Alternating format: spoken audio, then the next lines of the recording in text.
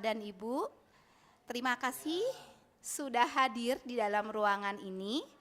Di sini saya akan melaksanakan diseminasi aksi nyata modul 1.4 untuk memenuhi tugas selaku calon guru penggerak angkatan 8.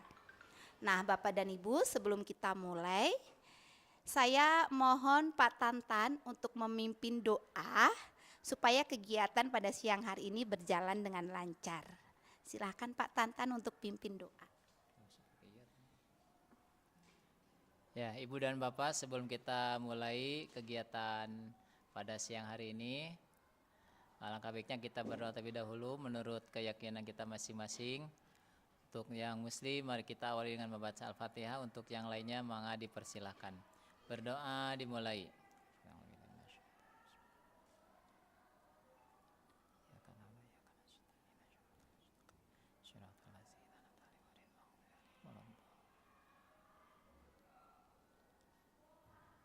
Ya, berdoa selesai. Terima kasih. Terima kasih kepada Pak Tantan yang sudah memimpin doa. Selanjutnya saya mohon kepada Ibu Irma selaku Kepala Sekolah SD Taruna Bakti untuk memberikan sambutan. Silahkan Bu Irma.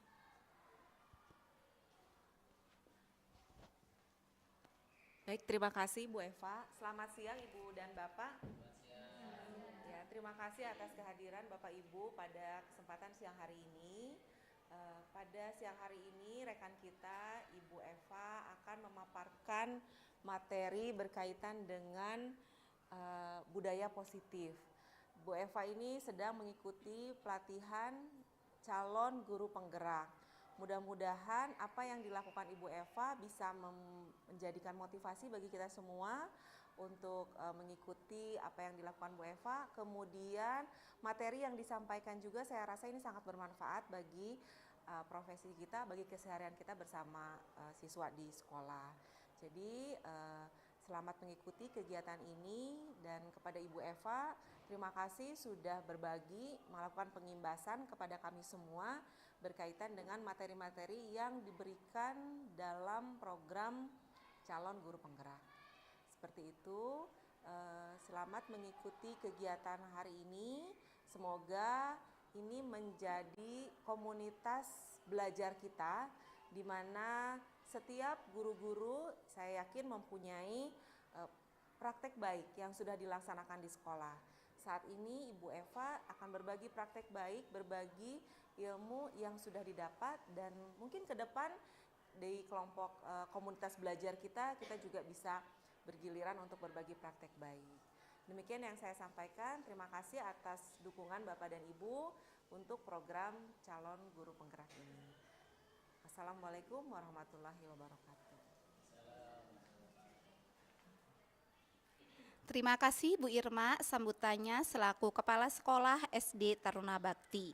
Nah, Bapak dan Ibu, sebelum saya mulai untuk materi, kita ice breaking terlebih dahulu ya, agar Bapak dan Ibu semangat dalam kegiatan siang ini.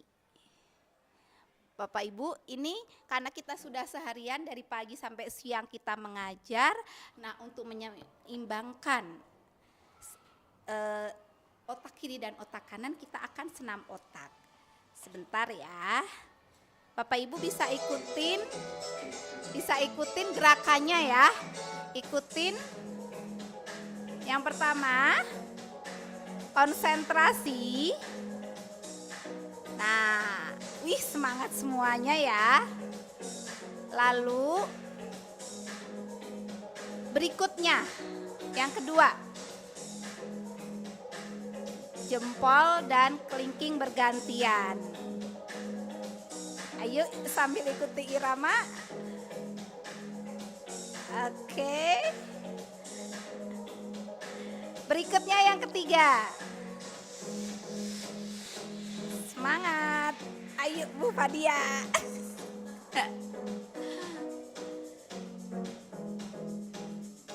Yang keempat.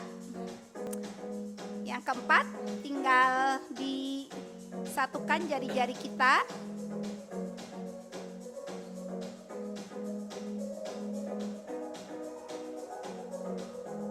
biar seimbang otak kiri dan otak kanan kita. Yang kelima, disatukan semua jari-jari kita. Tetap semangat dan konsentrasi ya Bapak dan Ibu.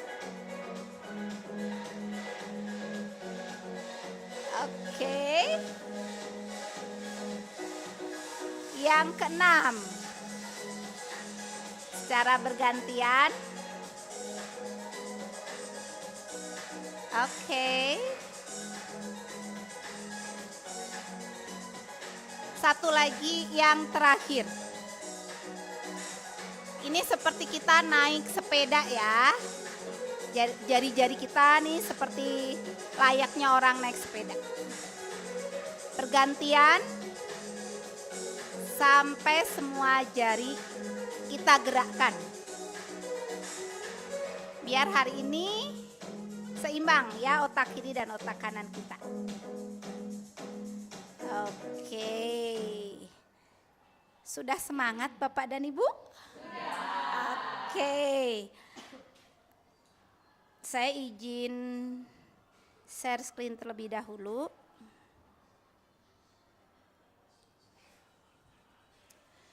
Yang terhormat Ibu Irma Mairani selaku Kepala Sekolah SD Taruna Bakti.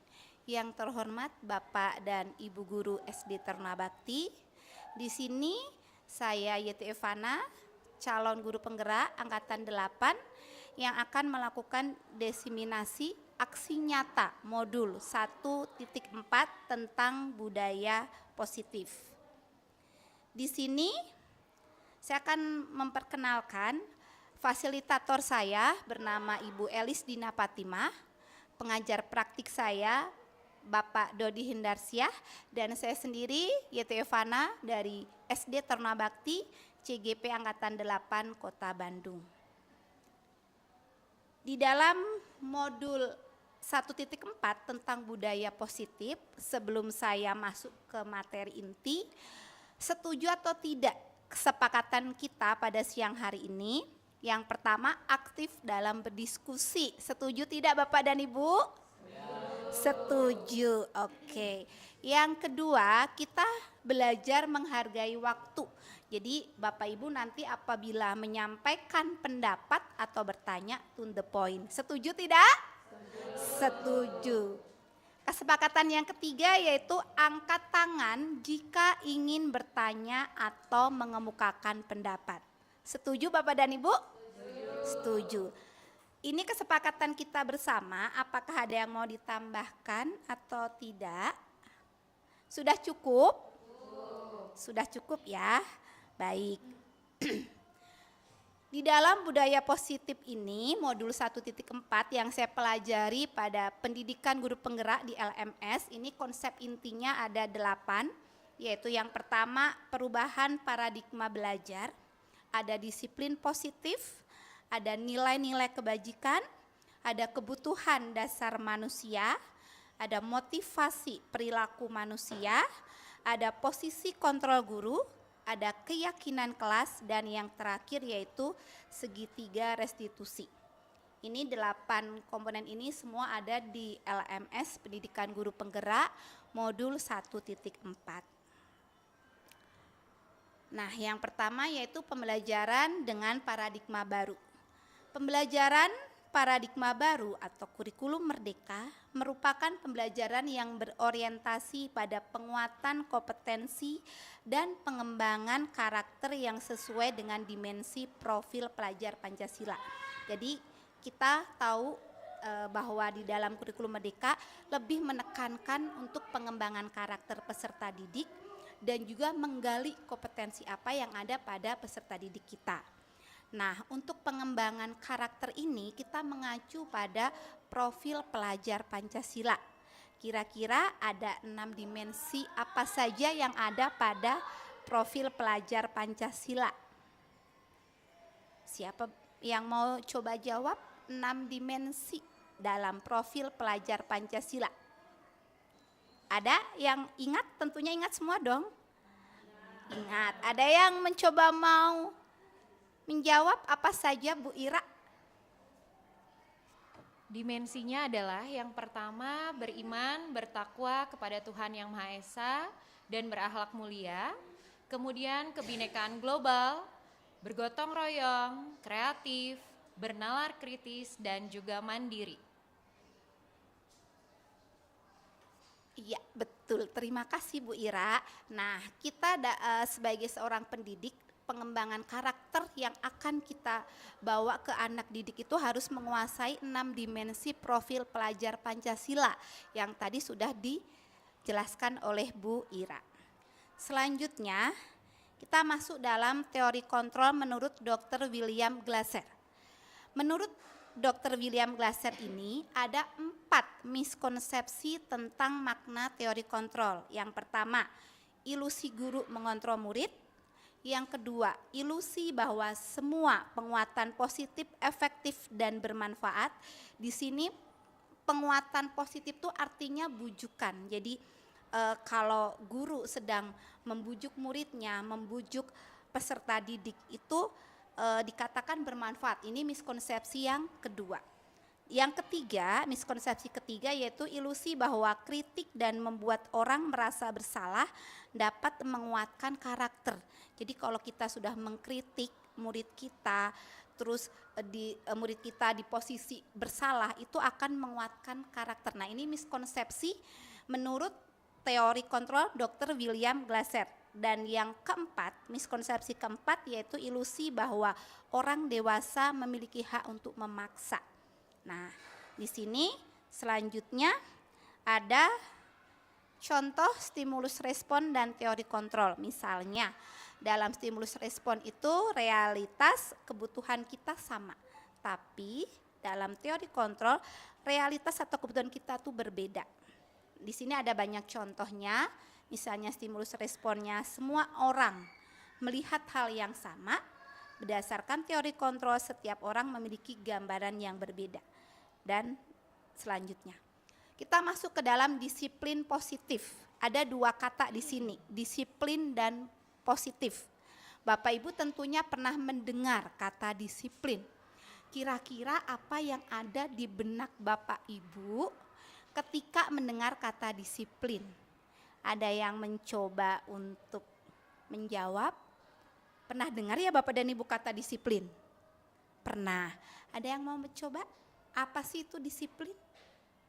Boleh Bu Fadia? Terima kasih. Sebelumnya saya berpikir bahwa disiplin itu yang pertama tepat waktu. Kemudian yang kedua artinya tetap melakukan sesuatu sesuai dengan tugasnya meskipun kadang-kadang kita merasa tidak termotivasi. Jadi tetap melakukan hal tersebut kita. Terima kasih Bu Fadia. Ada lagi Bapak Ibu yang mau menanggapi? Karena kita sering banget di dalam kehidupan sehari-hari itu kata disiplin. Nah, selain Bu Fadia ada yang mau memberikan pendapat? Pak Tantan, silahkan. Apa itu disiplin Pak menurut Pak Tantan? Ya, disiplin itu intinya taat aturan. Apa yang sudah ditetapkan oleh kebijakan satu apapun, kita taat apa yang sudah ditetapkan itu. Baik, terima kasih jawabannya dari Bu Fadia maupun Pak Tantan. Betul, kalau kita mendengar kata disiplin, kita pasti teringat tentang aturan, tata tertib, peraturan itu. Di sini disiplin berasal dari bahasa Latin, yaitu discere yang berarti belajar. Disiplin diri bertanggung jawab terhadap apa yang dilakukannya karena mereka mendasarkan tindakan mereka pada nilai-nilai yang diyakininya. Itu arti disiplin.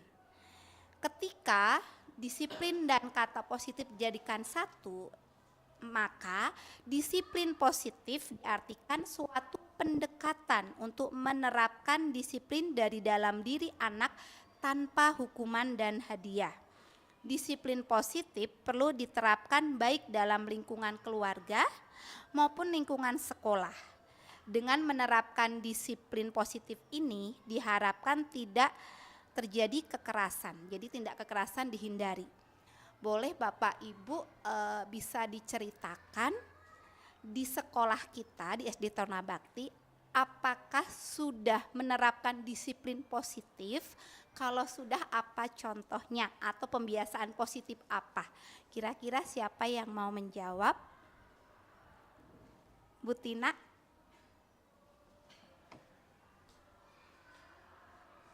Menurut saya di sekolah kita sudah melakukan disiplin positif, jadi menerapkan disiplin dari dalam diri anak tanpa hukuman dan tanpa hadiah. Contohnya ketika anak tidak mengerjakan PR, tetapi dia melihat teman-temannya mengerjakan, jadi dia punya kesadaran sendiri, oh ternyata aku tidak mengerjakan PR, kemudian dia meminta kepada gurunya, meminta waktu untuk mengerjakan PR atau mengumpulkan PR di kemudian hari. Mungkin contohnya itu Bu Eva. Baik, terima kasih Bu Tina. Ada lagi Bapak Ibu yang mau memberikan contoh disiplin positif yang sudah kita terapkan baik di ruang kelas kita masing-masing maupun di sekolah kita ini. Ada lagi yang mau menambahkan? Miss Kiki?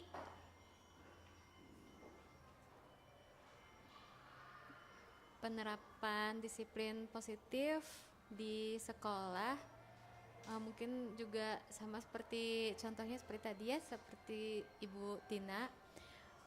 Mungkin kalau di kelas saya sendiri biasanya anak diminta untuk refleksi diri sendiri dulu kalau melakukan tindak yang tidak disiplin gitu Bu ya. Misalkan dia tidak tertib saat di kelas, anak-anak yang lain tuh sudah mulai menegur temannya gitu, jadi tidak kita yang langsung gitu. Jadi mungkin itu juga tadi berhubungan dengan kata Ibu Fadia, konsistensi untuk melakukan sesuatu hal itu diterapkan juga gitu. Ya. Terima kasih Bu Kiki. Ya, betul sekali Bapak dan Ibu, di sekolah kita sebetulnya sudah menerapkan disiplin positif, yaitu sebetulnya dari pembiasaan-pembiasaan positif yang sudah dilakukan di sekolah kita sejak lama. Misalnya ada guru yang bertugas di lobi, menyapa murid yang datang, memberi salam, senyum, sopan santun seperti itu. Lalu di sekolah kita juga setiap pagi Bapak Ibu setelah menyanyikan lagu Indonesia Raya, membiasakan untuk menyanyikan lagu daerah atau lagu wajib, itu merupakan salah satu pembiasaan positif yang sudah kita lakukan. Ada juga untuk memotivasi anak belajar, karakter, itu sesuai tema sudah kita lakukan bersama. Guru secara bergantian memberikan kata-kata motivasi atau karakter apa yang untuk menumbuhkan anak itu untuk terus memiliki rasa disiplin. Sehingga disiplin ini kita sebagai pendidik diharapkan mulai sejak dini sudah membiasakan disiplin, dan pembiasaan-pembiasaan baik yang sudah kita lakukan di sekolah kita komitmen terus dilakukan dan terus untuk menjadikan murid kita memiliki rasa disiplin. Nah, sebagai pendidik tujuan kita adalah menciptakan siswa yang memiliki disiplin diri sehingga mereka berperilaku mengacu pada nilai-nilai kebajikan universal dan memiliki motivasi intrinsik yang berasal dari diri sendiri dalam perubahan perilaku ke arah yang lebih baik. Selanjutnya ini ada nilai-nilai kebajikan. Apa itu nilai-nilai kebajikan, Bu Tina? Nilai-nilai kebajikan adalah sifat-sifat positif manusia yang merupakan tujuan mulia yang ingin dicapai setiap individu. Terima kasih Bu Tina. Nilai-nilai kebajikan adalah sifat-sifat positif manusia yang merupakan tujuan mulia yang ingin dicapai setiap individu. Di sini saya ambilkan contoh nilai kebajikan dari institusi atau organisasi, bahwa yang di kolom pertama ini ada profil pelajar Pancasila, di mana kita tahu ada 6 dimensi yang harus kita kembangkan karakternya. Lalu ada juga keterampilan hidup atau life skill, contohnya dapat dipercaya, tulus hati, pendengar yang aktif, tidak merendahkan orang lain, dan juga memberikan yang terbaik dari diri. Nah, ini tentang nilai-nilai kebajikan. Selanjutnya yaitu 5 kebutuhan dasar manusia. Pada dasarnya manusia pasti punya kebutuhan. Nah, ada 5 kebutuhan dasar manusia. Yang pertama yaitu bertahan hidup atau survival. Kebutuhan dasar manusia kedua yaitu kasih sayang dan rasa diterima. Jadi kita setiap manusia pasti ingin mendapatkan kasih sayang. Yang ketiga yaitu penguasaan. Keempat, kebutuhan dasar manusia yaitu kebebasan, dan kebutuhan dasar manusia yang terakhir yaitu kesenangan atau fun. Selanjutnya ini ada 3 motivasi perilaku manusia menurut Diane Gassen. Jadi menurut Diane Gassen itu ada 3 motivasi perilaku manusia. Yang pertama untuk menghindari ketidaknyamanan atau hukuman. Jadi seperti tadi cerita Bu Tina, ada anak yang tidak mengerjakan PR begitu ya. Nah, untuk menghindari biar dia tidak dihukum oleh guru kelasnya gitu, maka dia akan kalau tidak mengerjakan akan memberitahu dulu ke gurunya. Untuk menghindari biar nggak nyaman dihukum, maka kadang mengerjakan PR hanya sekedar mengerjakan. Karena ini merupakan motivasi ekstrinsik, bukan dari dalam diri sadar bahwa tugas saya sebagai murid adalah ada tugas dikerjakan. Jadi untuk menghindari ketidaknyamanan atau hukuman, ini masuk dalam motivasi ekstrinsik. Yang kedua, untuk mendapatkan imbalan atau penghargaan dari orang lain. Kita melakukan sesuatu tapi ingin mengharapkan sebuah hadiah atau penghargaan atau imbalan. Ini juga motivasi ekstrinsik, bukan dari dalam diri. Yang ketiga yaitu untuk menjadi orang yang mereka inginkan dan menghargai diri sendiri dengan nilai-nilai yang mereka percaya. Nah, ini motivasi intrinsik. Pada dasarnya kan kita tahu bahwa motivasi itu kan ada 2 secara garis besar. Motivasi ekstrinsik dari luar dan motivasi intrinsik dari dalam. Kalau menurut Diane Gassen ini ada 3 motivasi perilaku manusia. Selanjutnya saya lanjut ke hukuman, restitusi, dan konsekuensi. Ini contoh identitas, mengidentifikasi identitas di mana ada identitas gagal, yaitu dapat hukuman, identitas sukses, berarti dia sudah melakukan disiplin. Contohnya di sini murid atau anak belajar menyembunyikan kesalahan. Nah, di dalam identitas sukses, konsekuensinya murid atau anak belajar taat peraturan. Restitusinya apa? Murid atau anak belajar untuk memecahkan masalah. Ini saya lanjut saja contohnya, gak usah semuanya ya. Nah, ini ada 5 posisi kontrol guru. Mungkin Bapak dan Ibu yang hadir di sini mungkin pernah merasakan di posisi kontrol guru yang mana. Yang pertama yaitu posisi kontrol guru sebagai penghukum. Yang kedua, pembuat rasa bersalah. Yang ketiga, teman. Yang keempat, pemantau. Atau yang kelima, manajer. Saya tidak tahu Bapak Ibu mungkin pernah di posisi kontrol mana. Nah, ada ciri Bapak Ibu untuk mengetahui posisi kontrol guru itu di posisi mana. Ini ada contoh penerapan 5 posisi kontrol. Misalnya ada kasus seperti ini. Ada siswa tidak memakai atribut lengkap saat upacara. Nah, posisi kontrol guru sebagai penghukum, dia akan mengatakan hormat pada bendera setengah jam. Itu posisi kontrol guru sebagai penghukum. Dihukumlah setengah jam suruh hormat karena tidak memakai atribut lengkap saat upacara. Lalu posisi kontrol guru yang kedua, pembuat rasa bersalah, dia akan mengatakan berapa kali ibu atau bapak harus memberitahu kamu selalu saja mengecewakan ibu atau bapak.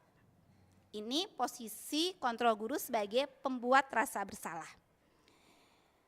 Masih kasus yang sama, siswa tidak memakai atribut lengkap saat upacara.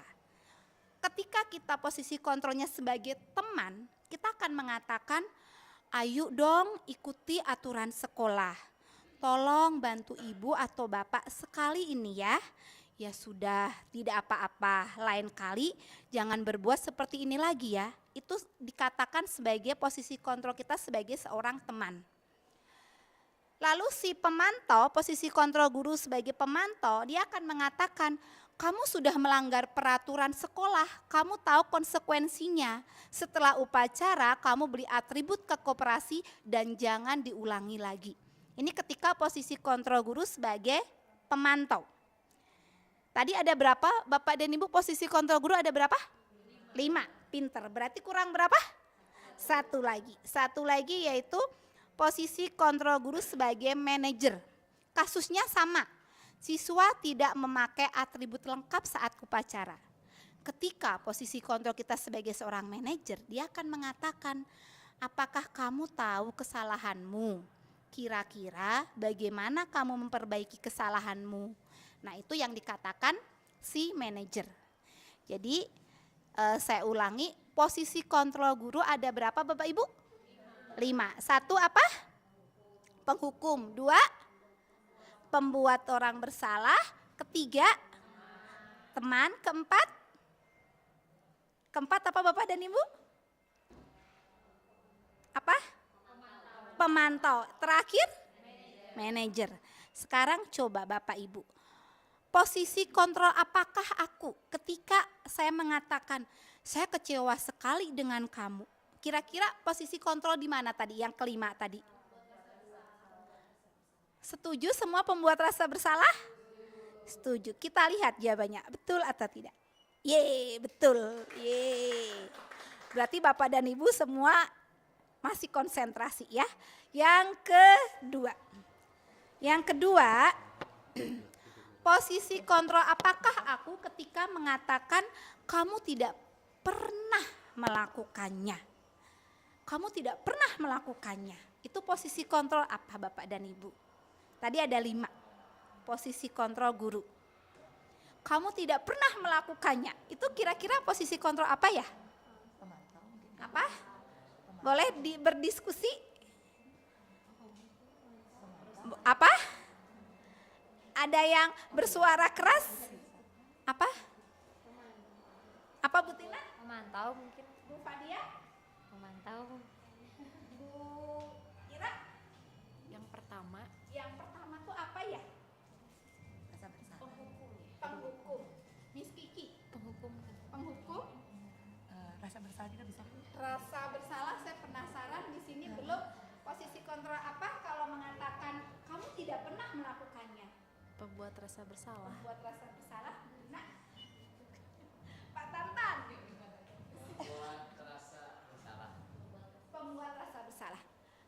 Ada seorang guru mengatakan kamu tidak pernah melakukannya. Nah, itu biasanya dikatakan oleh si penghukum. Jadi posisi kontrol kita sebagai penghukum. Yeay, betul ya Bu Ira ya. Oke. Selanjutnya. Posisi kontrol apakah aku ketika mengatakan apa rencanamu untuk menyelesaikan masalah ini? Sepakat semua? Nggak ada yang berbeda pendapat? Tidak ada. Oke, kita lihat bersama. Apa rencanamu untuk menyelesaikan masalah ini? Ini adalah posisi kontrol sebagai manajer. Yeay. Satu lagi ya Bapak dan Ibu ya. Posisi kontrol apakah aku ketika mengatakan, ya sudah kali ini tidak apa-apa. Nanti Ibu bantu bereskan. Apa? Teman. Yakin posisi kontrol sebagai teman? Pinter sekali. Yeay. Tepuk good job.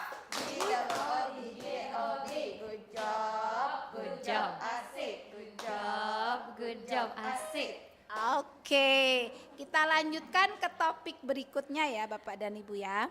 Kita masuk ke dalam keyakinan kelas. Mengapa keyakinan kelas? Mengapa bukan peraturan kelas? Kira-kira ada yang mau memberikan pendapat enggak? Oke. Menurut saya kenapa disebut keyakinan kelas? Karena ini disepakati oleh dua pihak. antara guru dan siswa. Jadi dua-duanya merasa ini perlu untuk dilakukan. Kalau peraturan biasanya dari satu sisi saja, misalnya guru memberikan A sampai Z. Tapi kalau keyakinan berarti siswanya juga menyepakati bahwa oh ya itu benar dan saya akan melakukannya secara sadar dan bertanggung jawab. Oke, bagus. Satu lagi tadi ada yang angkat tangan.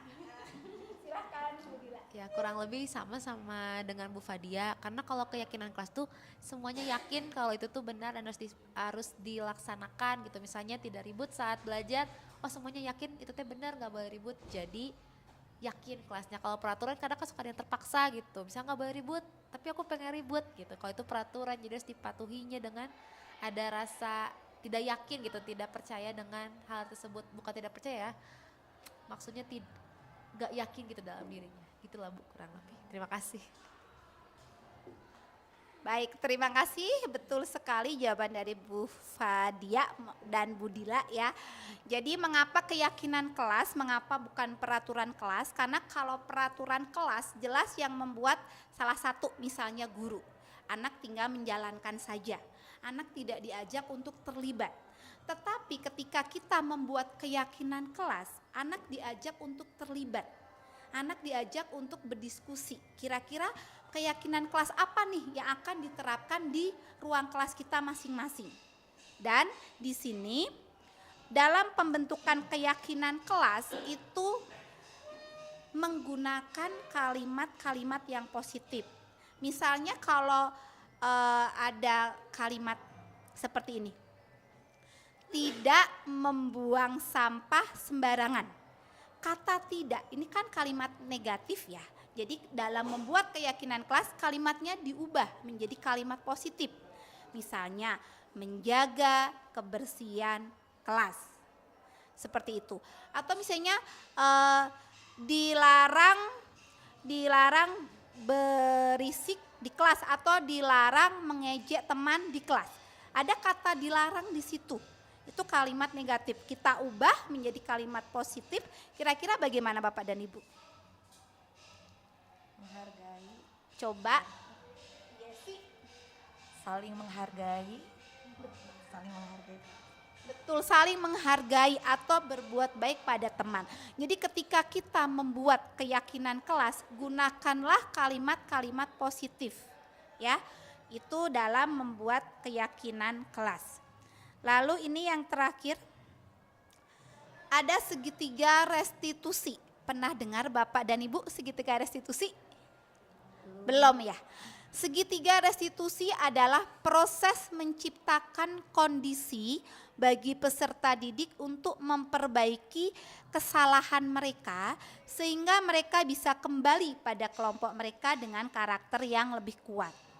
Di dalam segitiga restitusi itu ada 3 hal yang perlu kita perhatikan. Yang pertama yaitu menstabilkan identitas, yang kedua validasi tindakan yang salah, dan yang ketiga yaitu menanyakan keyakinan.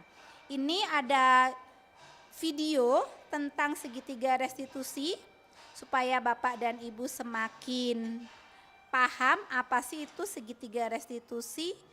Saya izin putarkan ya. Silahkan disimak bersama. Salam dan bahagia Ibu dan Bapak guru hebat. Pada video kali ini kita akan membahas tentang salah satu program disiplin positif yang diterapkan di lingkungan sekolah yang dikenal dengan nama restitusi.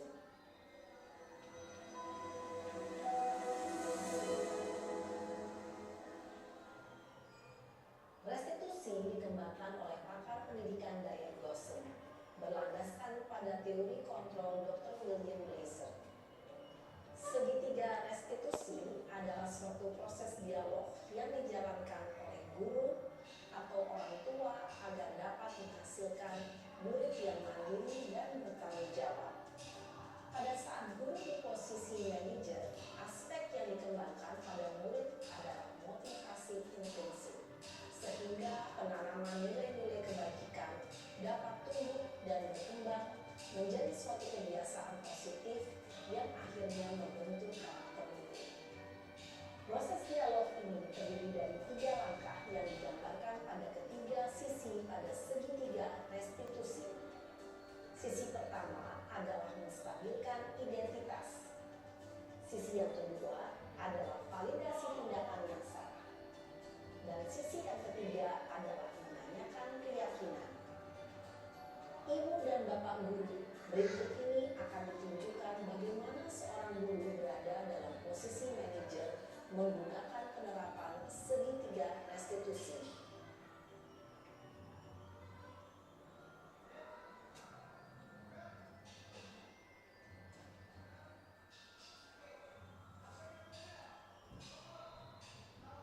Siang Sarah.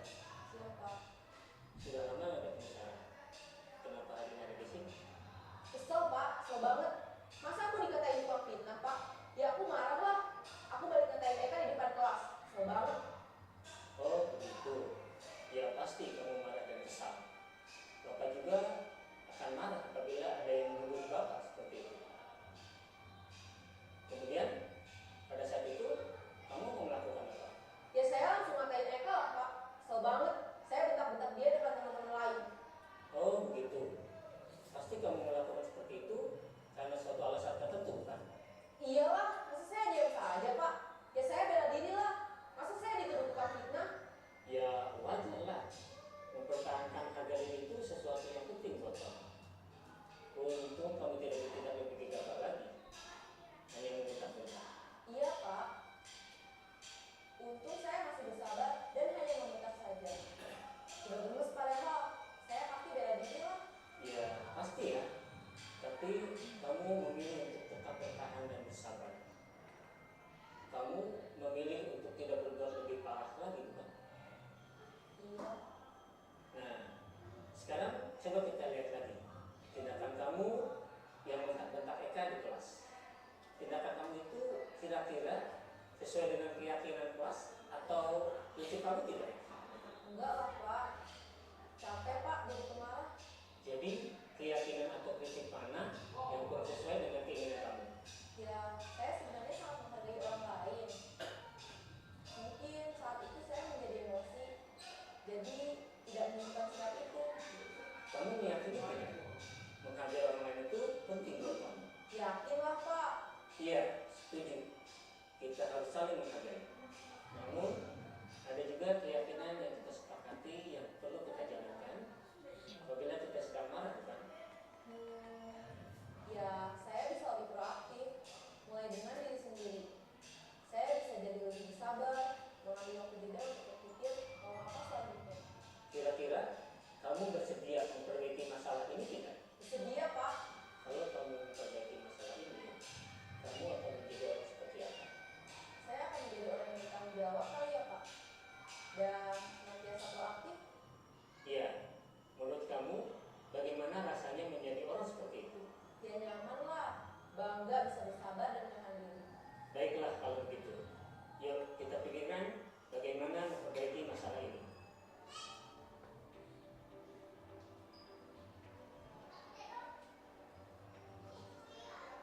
Ibu dan Bapak guru hebat. Baru saja kita menyaksikan contoh bagaimana seorang guru berada dalam posisi manajer menggunakan penerapan segitiga restitusi. Mari kita bahas satu persatu. Pada sisi pertama, menstabilkan identitas berdasarkan pada prinsip bahwa membuat kesalahan adalah bagian dari proses pembelajaran. Sisi pertama dari segitiga ini berperan menggeser identitas murid dari identitas gagal ke identitas sukses. Murid yang sedang bertingkah laku yang tidak pantas atau menarik diri saat itu sedang mengalami identitas gagal. Bila kita mengkritiknya, maka posisinya tidak akan berubah. Kita bisa mengajukan pernyataan-pernyataan ini. 1. Membuat kesalahan sesuatu yang wajar. 2. Manusia tidak ada yang sempurna. 3. Kita bisa memperbaiki masalah ini. 4. Saya tidak menanyakan kesalahannya. Saya lebih fokus bagaimana memperbaiki masalah ini. 5. Apakah saat ini kamu tengah menjadi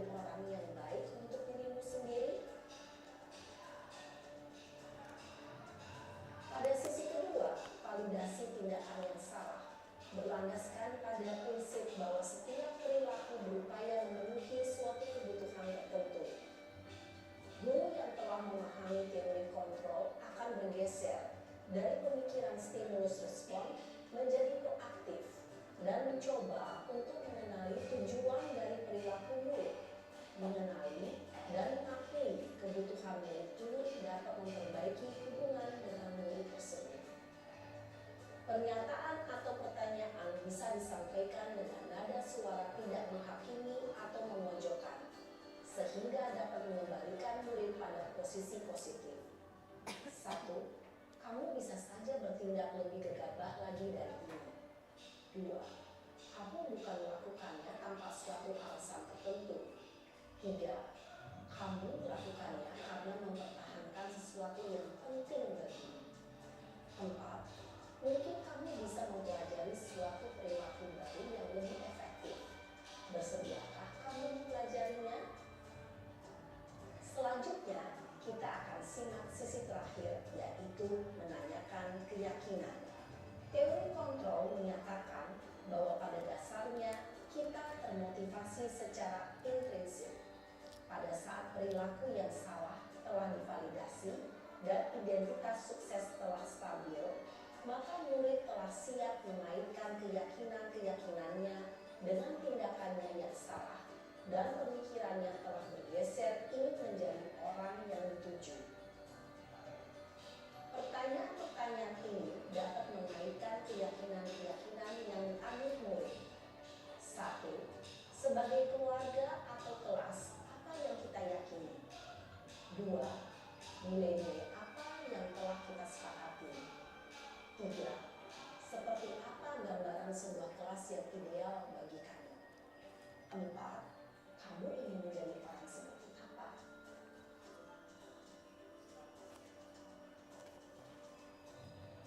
Dalam menerapkan segitiga restitusi, perlu diperhatikan beberapa hal, yaitu 1. Perilaku yang salah perlu dikaitkan dengan nilai-nilai atau keyakinan-keyakinan yang telah disepakati atau dituju. 2.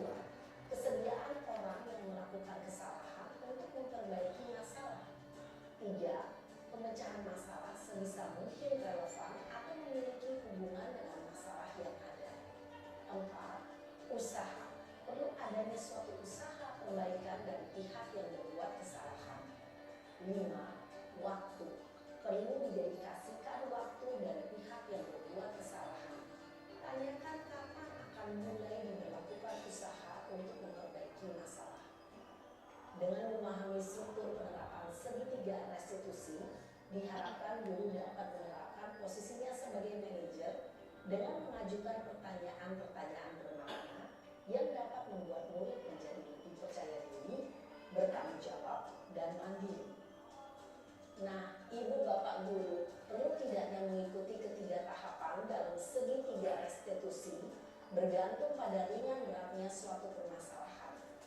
Misalnya, bila permasalahan tersebut ringan, maka tidak perlu dijalankan secara berurutan. Bahkan bisa semudah menanyakan apa keyakinan yang kita sepakati.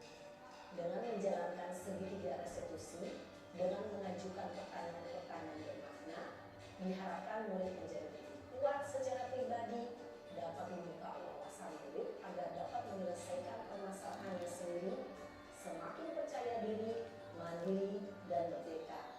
Salam dan bahagia, Ibu Bapak Guru hebat.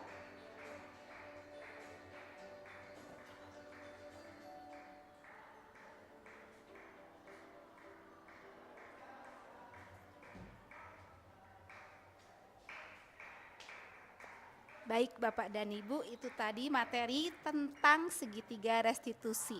Ada yang mau ditanyakan Bapak dan Ibu? Ada? Tidak ada. Sudah cukup jelas? Baik, kalau sudah cukup jelas, mungkin sampai di sini aksi nyata saya pengimbasan dari materi modul 1.4 yang saya pelajari di Pendidikan Guru Penggerak. Terima kasih Bapak dan Ibu sudah hadir di dalam ruangan ini. Selamat siang, terima kasih. Selamat siang.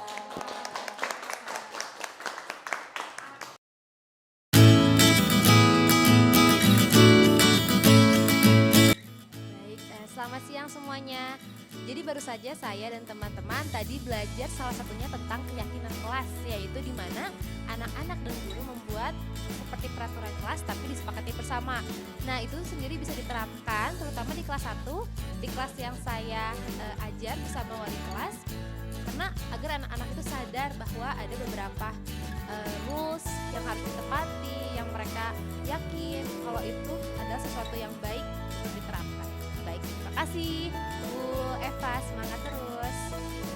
Terima kasih pada kesempatan ini yang telah diberikan, terlebih kepada Ibu Eva yang sudah memfasilitasi bagaimana kami para rekan-rekan guru dapat mengikuti kegiatan pada hari ini.